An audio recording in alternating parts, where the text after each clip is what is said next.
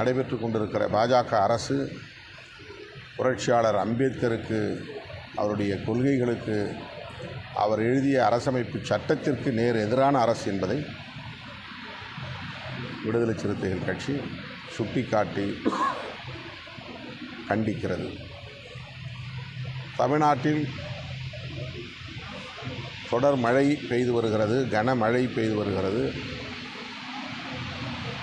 சிதம்பரம் தொகுதி உட்பட பல்வேறு மாவட்டங்கள் கடுமையாக பாதிப்புக்குள்ளாகி இருக்கிறது. தமிழ்நாடு அரசு போர்க்கால நடவடிக்கை என்னும் அடிப்படையில் மீட்பு மற்றும் மறுவாழ்வு பணிகளை மேற்கொண்டு வருகிறது. இந்த நிலையில் இந்திய ஒன்றிய அரசு ஏற்கனவே தமிழ்நாடு அரசு விடுத்த கோரிக்கையை பொருட்படுத்தவில்லை. 2475 கோடி இழப்பீடு வேண்டும், வெள்ள நிவாரணம் வேண்டும் என்ற கோரிக்கையை அலட்சியப்படுத்தி 944.80 கோடியை ஒதுக்கீடு செய்திருக்கிறார்கள். இப்போது மேலும் கடுமையான பாதிப்புக்குள்ளாகி இருக்கிற நிலையில் இந்திய ஒன்றிய அரசு உரிய நிதியை, வெள்ள நிவாரண நிதியை, மழை நிவாரண நிதியை வழங்க வேண்டும் என்று வலியுறுத்துகிறோம். வேறு ஏதாவது கொஸ்டின்ஸ்? அரசியல் சாசனம் குறித்து நீங்கள் பேசும்பொழுது மைக்கை துண்டிச்சிருக்காங்க, இதை நீங்கள் எப்படி பார்க்குறீங்க? இது வாடிக்கையான ஒன்றுதான். அரசாங்கத்துக்கு எதிராக ஏதேனும் நாம் மாற்று கருத்தை சொன்னால் 2 உறுப்பினர் கொண்ட, 1 உறுப்பினர் கொண்ட கட்சிகளை அனுமதிப்பதில்லை. காங்கிரஸ், திமுக போன்ற கட்சிகளை அப்படி அவர்கள் செய்ய முடியாது, அணுக முடியாது. நாங்கள் இந்த அரசு அம்பேத்கருக்கு நினைவிடம் எழுப்பியிருக்கிறது என்று பெருமையை பீற்றிக் கொள்கிறது. இது உண்மைதான். இன்டர்நேஷ்னல் மெமோரியல் சென்டர், அவர் வாழ்ந்த இடத்தை, அலிப்பூர் சாலையில் உள்ள அந்த இடத்தை சர்வதேச நினைவகமாக மாற்றியிருக்கிறார்கள். அவர் லண்டனிலே படித்த இடத்தை தேடி பிடித்து வாங்கி அதை நினைவகமாக மாற்றியிருக்கிறார்கள். அவர் தங்கியிருந்த இடம் இன்றைக்கு நினைவிடமாக மாறியிருக்கிறது.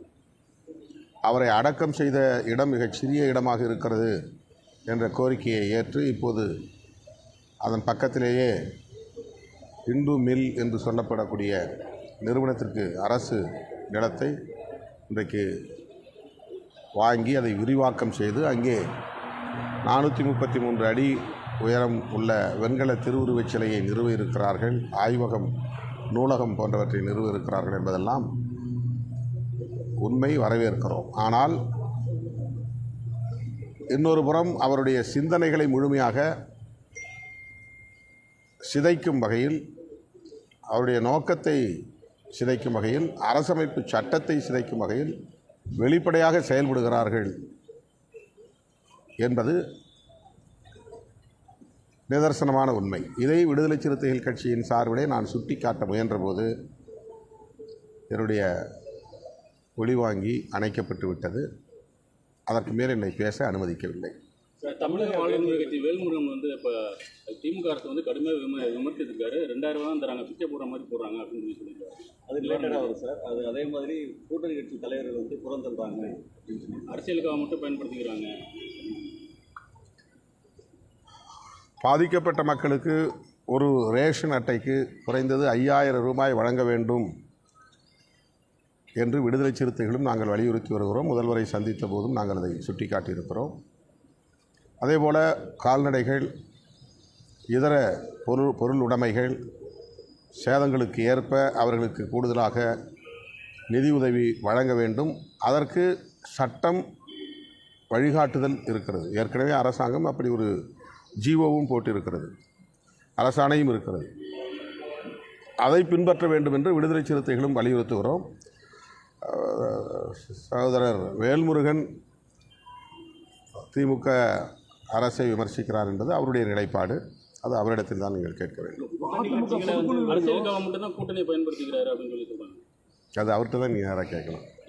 இல்லை, அந்த விமர்சனத்தில் எனக்கு உடன்பாடு இல்லை. அதிமுக பொதுக்குழுவிலையும் இதே வலியுறுத்தி இந்த புயலில் சரியாக செயல்படலை அப்படிங்கிற ஒரு குற்றச்சாட்டு முன்வைத்து தீர்மானம் நிறைவேற்றிருக்காங்க. அது எதிர்க்கட்சி எப்படி செயல்பட வேண்டுமோ அப்படி அவர்கள் செயல்படுகிறார்கள். அந்த அடிப்படையில் அவர்கள் தீர்மானம் நிறைவேற்றியிருக்கிறார்கள். மேற்கொண்ட விளக்கத்தை நீங்கள் அதிமுகவிடம் தான் கேட்க வேண்டும். பாஜக அரசு குறித்து குற்றச்சாட்டு சொல்றீங்க, அரசியல் சாசனம் பண்றாங்கன்னு. இதே காங்கிரஸ் அரசு வந்து 75 முறை வந்து அரசியல் சாசனம் திருத்தியிருக்காங்க. அரசமைப்பு சட்டத்தை திருத்தம் செய்யக்கூடாது என்று சொல்லவில்லை. அதாவது அரசமைப்பு சட்டத்தை திருத்துவதற்கு உச்சநீதிமன்றத்தின் முழு அமர்வு 13 நீதிபதிகளை கொண்ட ஃபுல் பெஞ்ச் தீர்ப்பிலே குறிப்பிட்டிருக்கிறது. திருத்தம் செய்யலாம், அதனுடைய அடிப்படை கூறுகளில் கை வைக்கக்கூடாது. அடிப்படை கூறுகள் பேசிக் ஃபேக்டர்ஸ் அப்படின்னு சொல்கிறதுல இப்போ எலெக்ஷன் கமிஷனுங்கிறது கூட ஒரு கான்ஸ்டிடியூஷனல் அத்தாரிட்டி, அது ஒரு முக்கியமான பேசிக் ஃபேக்டர். இன்றைக்கி அது எலெக்ஷன் கமிஷனையே இவங்க வந்து கேள்விக்குள்ளாக்குறாங்க. அதனுடைய அட்டானமஸ், அதுக்கு இருக்கிற அதிகாரத்தை வந்து இவங்க பறிக்கிறாங்க. கான்ஸ்டிடியூஷனுக்கு எதிராக ஒன் நேஷன் ஒன் எலெக்ஷன் என்கிற முறையை கொண்டு வர முயற்சிக்கிறார்கள். இப்போ பார்ட்டாக பகுதியாக தேர்தல் நடத்துகிறதே எலெக்ஷன் நம்ம கமிஷனால முடியல. இந்தியா ஒரு பெரிய துணைக்கண்டம், பல தேசங்களை உள்ளடக்கிய துணைக்கண்டம். இவ்வளவு பெரிய தேசத்திற்கு ஒரே நேரத்திலே சட்டமன்றத்திற்கும் நாடாளுமன்றத்திற்கும் தேர்தல் நடத்துவோம் என்பதே தேர்தல் ஆணையத்தின் மீது சுமத்துகிற மிகப்பெரிய பாரம்.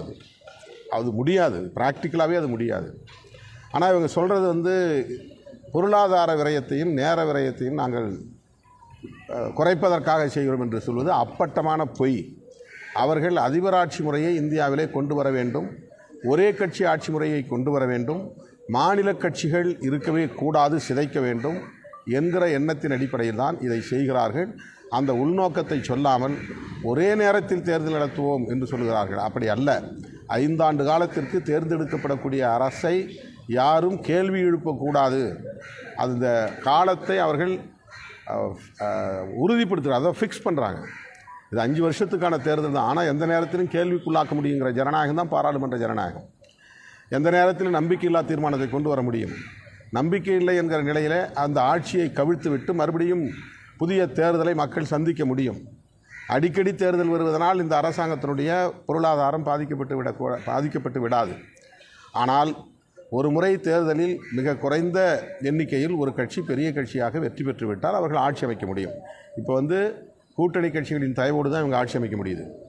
ஆனால் இவங்க சிங்கிள் லார்ஜஸ்ட் பார்ட்டியாக இருந்தால் சந்திரபாபு நாயுடு தேவையில்லை, அவர்கள் நிதிஷ்குமார் தேவையில்லை. ஆனால் இன்றைக்கு இருக்கிற சூழலில் சந்திரபாபு நாயுடுவோ நிதிஷ்குமாரோ வெளியே வந்தால் இந்த ஆட்சியை கவிழ்த்து விட முடியும்.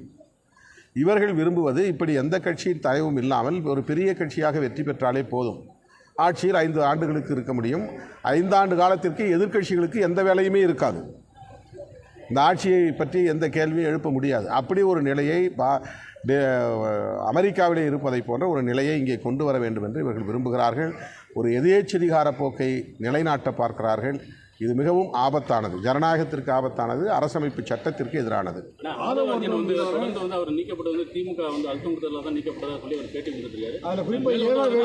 நான் ஏற்கனவே விளக்கம் சொல்லிவிட்டேன். அழுத்தம் கொடுத்து என்னை யாரும் இணங்க வைக்க முடியாது. இந்த கருத்தில் நான் உறுதியாக இருக்கிறேன். நான் சுதந்திரமாக எடுத்த முடிவு அந்த நிகழ்ச்சியிலே பங்கேற்க முடியாது என்பது, அதை விஜய் அவர்கள் நடத்திய மாநாடு முடிந்த ஒரு சில நாட்களிலேயே அவர்கள் தரப்புக்கு, விகடன் தரப்புக்கு நான் சொல்லிவிட்டேன். அப்போல்லாம் யாரும் வந்து தலையிடவே இல்லை. என்கிட்ட வந்து நீங்கள் இதில் போகிறீங்களா, கலந்துக்க போகிறீங்களான்னு கேட்கறதுக்கான வாய்ப்பே இல்லாத சூழலில் நான் எடுத்த முடிவு. அது அவருக்கு இல்லை, அது அவரை நான் சந்திப்பேன், அடிக்கடி அவர் சென்னையில் சந்திக்க வேண்டியது. இந்த எல்லா நேரங்களிலும் இப்போ முதலமைச்சரை சந்திக்க முடியாது. அப்போ சில விஷயங்களை வந்து நாங்கள் வந்து மூத்த அமைச்சர்கள் யார் சந்திக்கிற வாய்ப்பு கிடைக்குதோ அந்த அமைச்சர்கள்ட்ட நாங்கள் கருத்தை பகிர்ந்து கொள்வோம். அந்த மாதிரி நான் வந்து அவரை சந்திக்கிற ஒரு வாய்ப்பு அமைஞ்சது. அது அவரிடத்தில் நான் வந்து அவரை சந்திச்சதை சொன்னேன். அதனால் அவர் வந்து ஒரு வேளை அப்படி இருக்கலாங்கிற மாதிரி யூகம் பண்ணியிருக்கலாம். அது அவருடைய கருத்து. அவர் வந்து இடைநீக்கம் செய்யப்பட்டிருக்கிற சூழலில் இது போன்ற மறுபடியும் கான்ட்ரவர்ஷியலான கருத்தை சொல்லுவது என்பதே தவறு. அப்படி சொல்லக்கூடாது. அவர் மறுபடியும் இந்த கட்சியில் தொடர்ந்து இயங்கணும் அப்படின்னு அவர் நினச்சிருந்தாருன்னா 6 மாதத்துக்கு அவர் அமைதியாக இருந்திருப்பார். ஆனால் மறுபடியும் அவர் வந்து முரண்பாடான கருத்துக்களை சொல்லுவது ஏதோ ஒரு செயல் திட்டம் அவருக்கு இருக்கிறது என்பதை நம்மால் உணர முடிகிறது. இடைநீக்கம் என்பது வெறும் கண்துடைப்பா? ஒன்றும் இல்லை, அப்படி கிடையாது. ஒரு ப்ரொசீஜர், ஒரு கட்சியில் வந்து ஒரு ப்ரொசீஜர். அப்புறம் எடுத்தெடுப்புலேயே ஒருத்தரை வந்து தூக்கி எறிய முடியாதுல்ல.